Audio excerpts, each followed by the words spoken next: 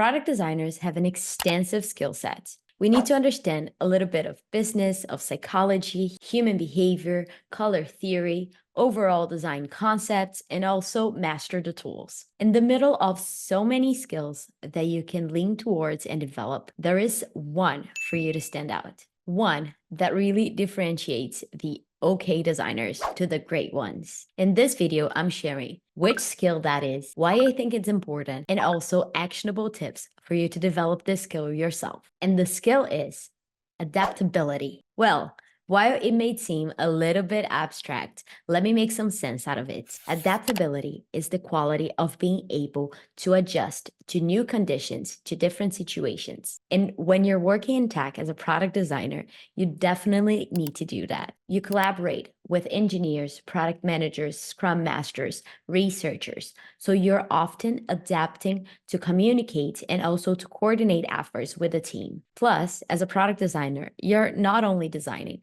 actually, in many scenarios, designing as in opening Figma and working on those interfaces is one of those things that you do the least. You wear the hat of the researcher, of the copywriter, of the tester. So you need to adapt and expand your skill set as needed. And now let's talk about how to become more adaptable, because you understand that it's important, but you should be asking yourself, okay, Debs, but how the heck do I do that? The first tip is for you to understand the context, because for you to be able to adapt, you need to understand where you stand. A great way for you to do that is to collect feedback from your work colleagues. So you can seek feedback on how accurate and how fast your deliverables are, for example. If they say something like the solutions are not very aligned with our end user, that's definitely something that is going to shine a light on the skills that you need to develop and is going to help you become more adaptable when new problems arrive. Because by understanding the context, you can see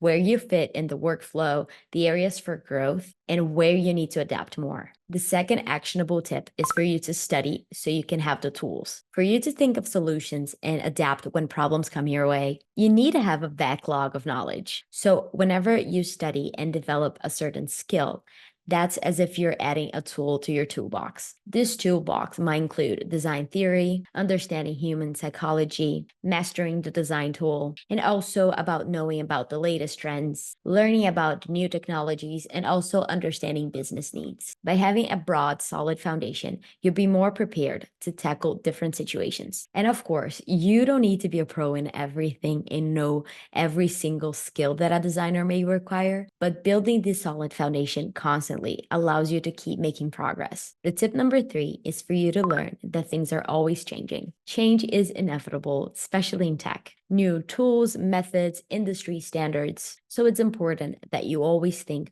of new ways for you to improve your workflow, for you to look for ways to do things better. Because for you to become more adaptable, you need to be open to new experiences and try different things. And of course, you're going to be more prepared to embrace this change when you understand the context and also when you keep studying, which are the 2 other tips that I just mentioned in case you missed that. As a product designer, you always be learning, growing, and adapting. Keep your toolbox updated. Be open to change. If you like this video, don't forget to hit the like button and also to subscribe if you're new here so you don't miss any of the upcoming videos. Up next, check out this video where I share 3 mindset shifts that allowed me to become a better UX/UI designer. See you there. Happy designing!